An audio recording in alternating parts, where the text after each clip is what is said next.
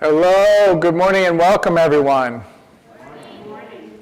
I'm the Reverend William Levwood. My pronouns are he and him.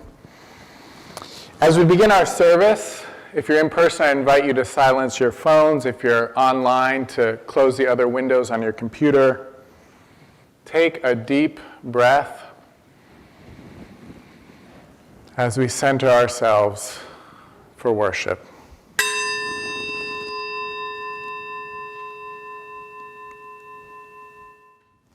We open and welcome to the ancestral people of this land, acknowledging that our church, like all of Burke, rests on the unceded territory of the Manahoac tribe of the Great Sioux Nation. We seek healing and the realization of justice with the people of this land who live on in their descendants, the present-day members of the Monacan Indian Nation, the Patawomic Indian Tribe of Virginia, and the Piscataway Indian Nation. We honor all the ancestors as we move toward healing so that all shall one day know full justice. Our chalice lighting words today come to us from Starhawk. All life is your own. All fruits of the earth are fruits of your womb.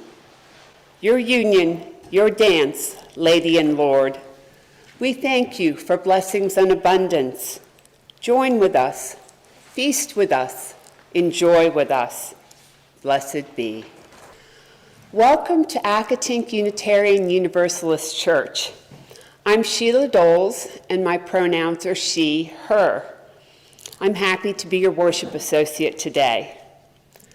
This congregation is a welcoming and inclusive community that seeks to create a more just and compassionate world. If you're new to Accotink and would like to talk more to us about this church, just about anyone here can tell you about us. Our greeters, our minister, myself, or anybody with a cross-stitch name tag. Whether you're a longtime member, a visitor, or a newcomer, or something in between, we encourage you to stay for our social hour online and in person immediately after the service. We're so delighted that you decided to join us today. Welcome. So each Sunday, we model sharing our pronouns. And this morning, I want to talk about why that's important, or a different take on why that's important. So Robin Wall Kimmerer is a botanist. That's a scientist who studies plants. And from a very young age, she knew that she wanted to be a botanist because she fell in love with plants wandering the woods of upstate New York, which is where she lives as an adult as well. Now, scientists study the way things work. Notice that I said things. But are plants really things? Robin Wall Kimmerer is a scientist, but she's also a citizen of the Potawatomi Nation, a Native American nation. And while she didn't grow up learning her Potawatomi language or cultural traditions from elders, she has learned these as an adult.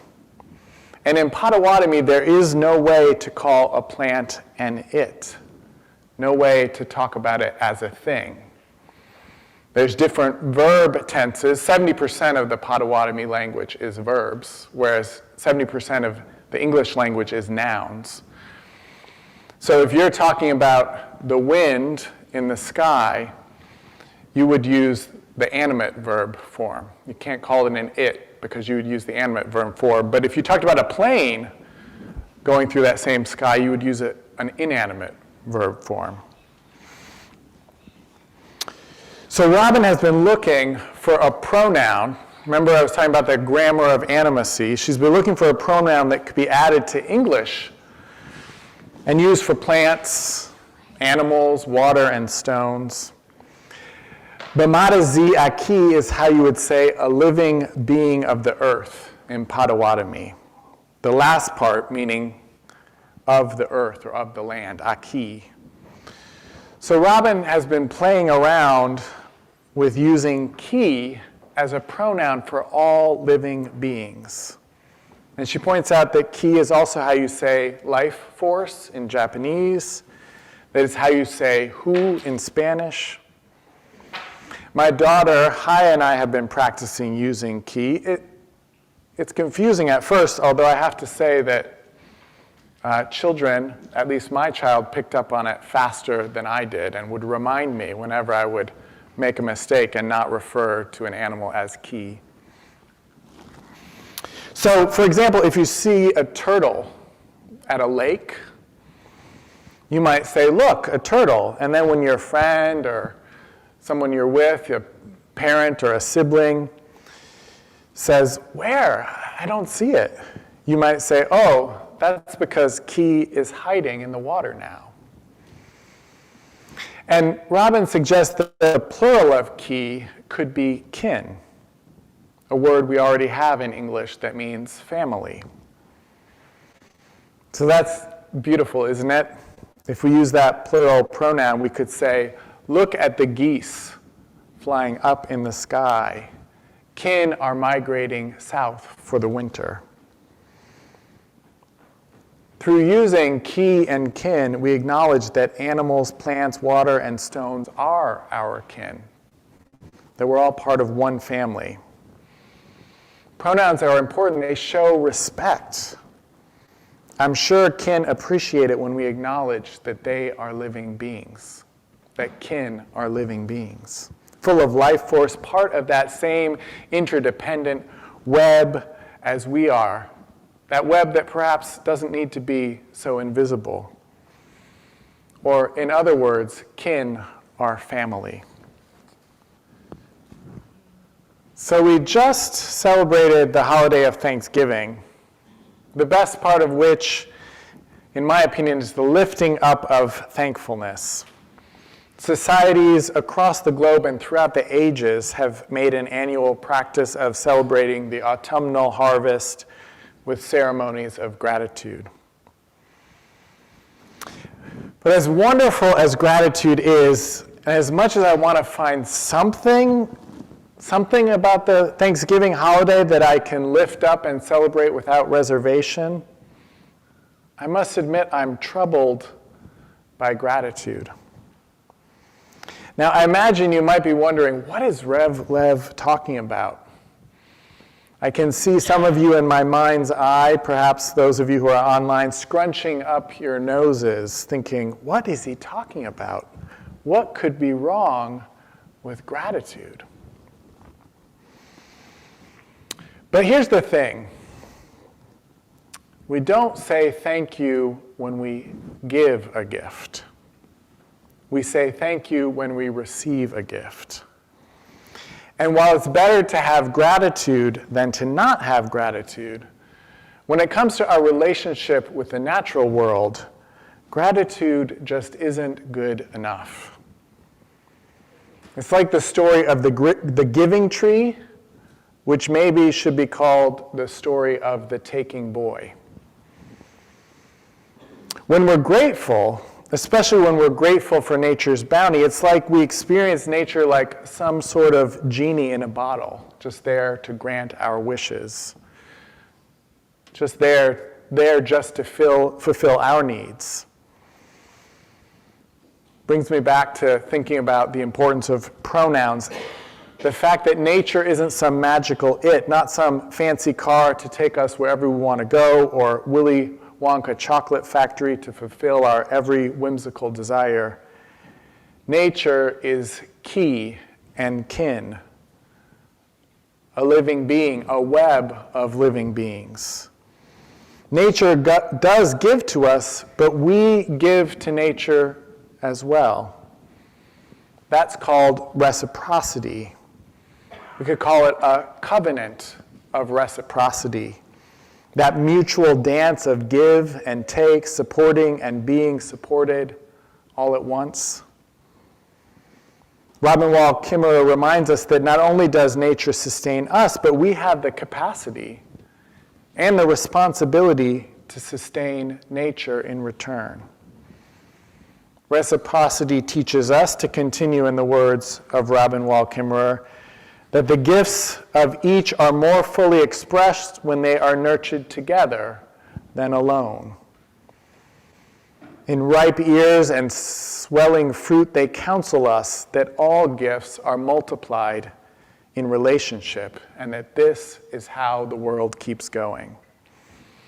So I'm suggesting that rather than focusing on gratitude, we focus on this dance of mutual flourishing, this weaving of the web of kinship, a web of kindness, a web of care, a web of love. Our joy depends on it. Our very survival depends on it.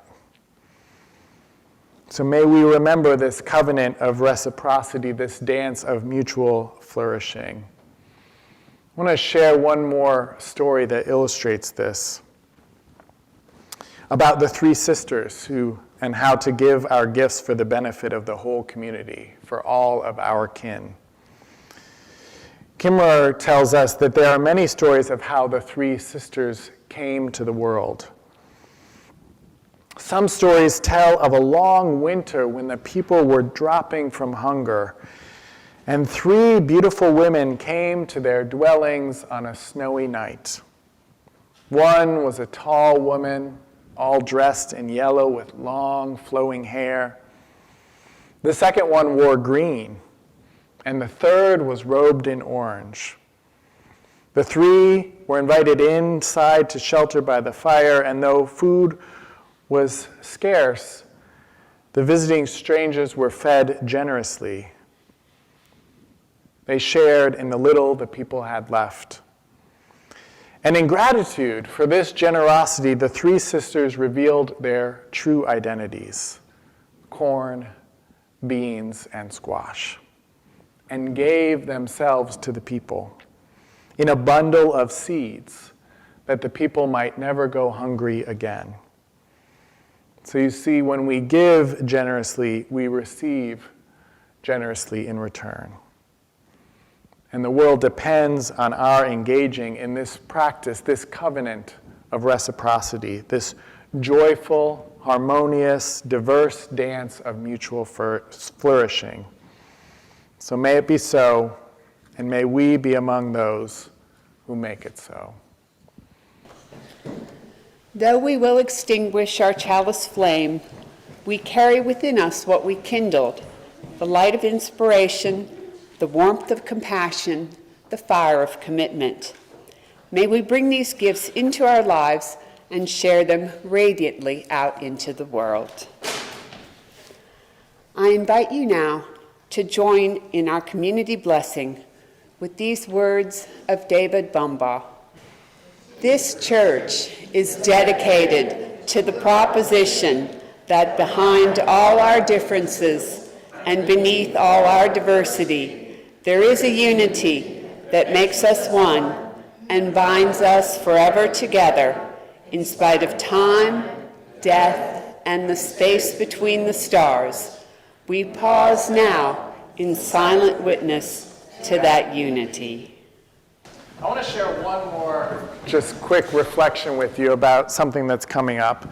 And I want you to begin by thinking about if you perhaps have struggled with your mental health, with depression or anxiety or other mental health issues, or if you have a loved one or a friend who struggled with their mental health. I want you to think about if perhaps you work in a field related to mental health, perhaps as a nurse, a doctor, a social worker, a therapist, a police officer, or perhaps you know someone who works in one of those fields. So if you qualify in any of those categories, I'd like to ask you to stand now for a moment.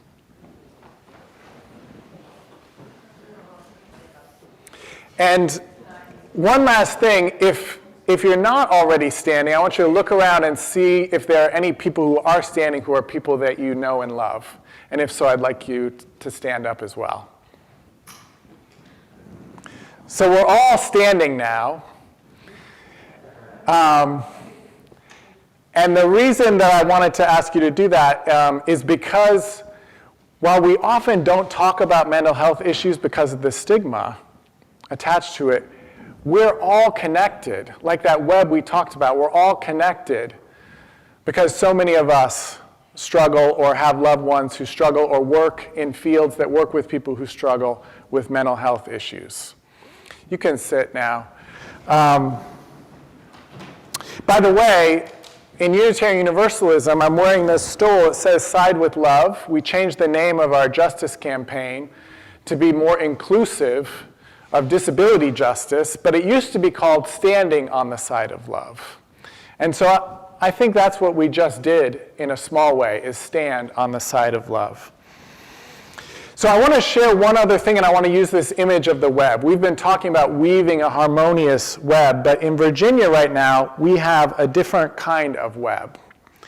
It's a web of red tape. And it's red tape that keeps people with mental health needs from getting the care that they need. That keeps them from being admitted to mental health crisis centers, keeps them instead waiting for hospital beds. And while they wait for those hospital beds, they're in emergency rooms and not receiving any care. There's a shortage of hospital beds. Sometimes people even spend days or weeks or months in jail waiting for a hospital bed if they have needs for longer-term mental health care. And all of this is not because people have bad intentions, it's just that the system is broken. That there is this web of red tape that's like a spider web, and people who are trying to get help are getting stuck in the web. So we have an opportunity to cut the red tape and open up that web so people can get the care that they need. So the way that we need to do this, particularly as Unitarian Universalists, but I think this is true for people of all faiths and of no faith, we need to join in coalition with others because we're too small to do it on our own. Especially Unitarian Universalists, there's only about 200,000 of us in the entire nation of the United States. So we need to join with others, and one way that we can do this is through voice. Virginians Organized for Interfaith Community Engagement. And in particular, I want to ask you to come out next Sunday because Voice has been working and Voice has had a lot of success with getting money for mental health crisis centers.